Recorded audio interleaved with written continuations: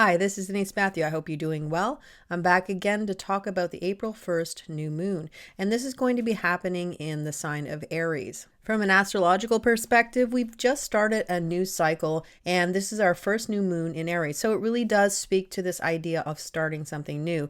And that's what this energy is really going to be focusing on when we're talking about the new moon of April 1st. And the most interesting part of it is that it is really going towards this concept of being an Aries kind of energy where it is individual and it is beginning something new, and it's beginning something new in a lot of different ways. So when we look at this new moon, the body graph that we see, it is showing several different themes that are playing out. And you could say that there's a little something for everyone within this new moon. Something that we can all grab onto, something that we can initiate in some way. There is a focus on the material side, or the Maya, or we could say abundance, and how we make our money and the work that we do.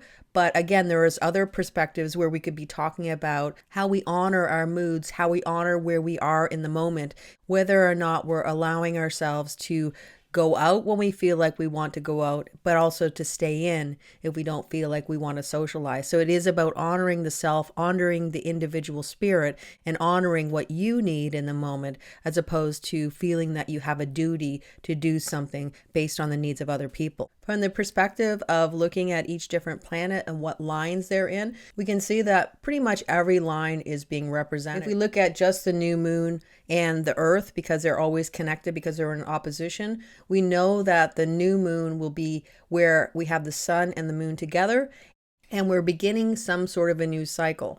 And it's very powerful because it is the beginning of a new zodiac year, or it happened not long ago. So we can see that the sun and also the moon are in the gate 21, line 3. When we talk about the gate 21, line 3, we are talking about abundance. We're talking about resources. In fact, this whole new moon does have a emphasis on the material needs that we have in life, and tribal energy, which always talks about support, abundance, and the things that we need to survive in the Maya, you could say. When we talk about the third line, where we have the earth, the sun, and the moon, this is where we have an emphasis on experimentation, adaptation. So what we're doing is we're going out into the world and we're deciding what works and what doesn't work. The themes of the gate 21 are talking about control, and the control here is mainly focused on abundance, also our jobs, how we make our money, and how much money we make.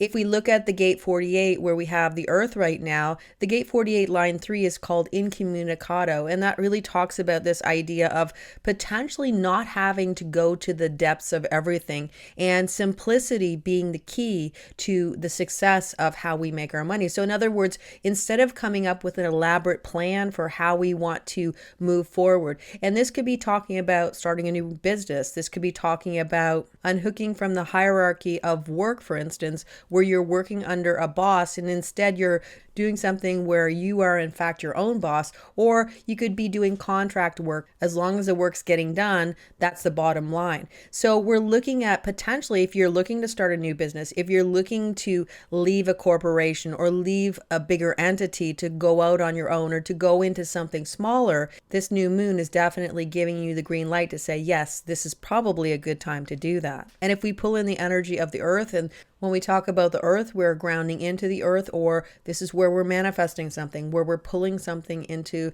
the manifest world, the Maya, and we're making something real that was once just something that we had as a dream or a vision. So we could have a dream or a vision of becoming our own boss. And how we do that is by grounding into the concept that going in with a complicated plan to begin will not really work to your best advantage. In fact, the simpler, the better. Because if we think about Aries, we could say it's like a match, where you light a match, and once you've lit the match, then Taurus comes in and tends to the fire. And that would be as you grow your business or this new thing where you're going out on your own.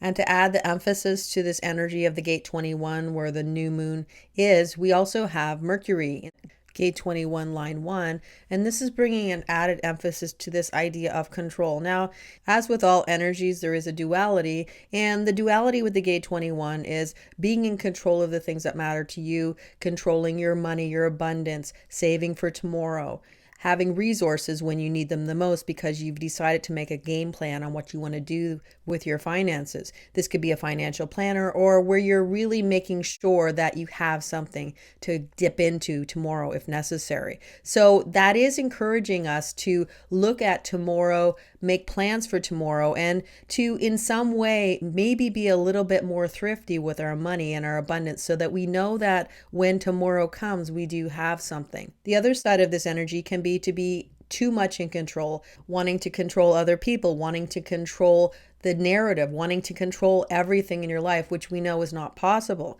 So when we find a nice balance in the middle where we're controlling the things that matter to us and we're letting go of the things that don't, then that's where we can get the most out of this energy and we can move forward in life and be prepared for the future. This is just reminding us that preparing for the future certainly is a good idea.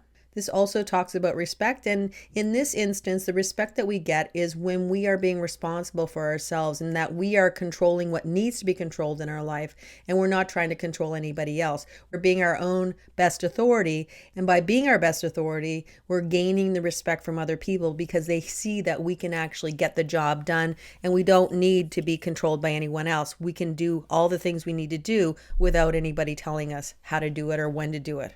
And as I mentioned, we do have a lot of tribal energy. We will also have Mars and Saturn in the gate 49. Mars will be in the gate 49 line 1, which is talking about this idea of the law of necessity. In other words, when we're pushing against the powers that be, when we're pushing against the status quo, or we're revolting against something because we no longer think it serves the purposes of what we want in our lives. And this could be in relationships, or it could be in a global perspective, even government structures or anything like that.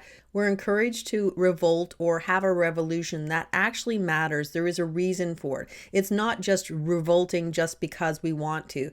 It is this concept that there is value in it, there is importance in it, it is a worthwhile stance to take. And when that happens, then we do have the support usually for what we want to shift and change. If we're just trying to change things up because we're bored or we want something a little different, but we don't have any definite agenda or plan on where we want to go, then that's usually when things will fall apart.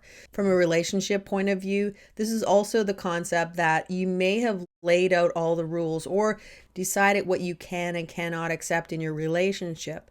And now we're at a point where we're deciding that we cannot stand any longer for the way it is, the status quo in the relationship, that the changes that you feel you need to have in the relationship need to get done, and they need to get done now, and there's no more fooling around.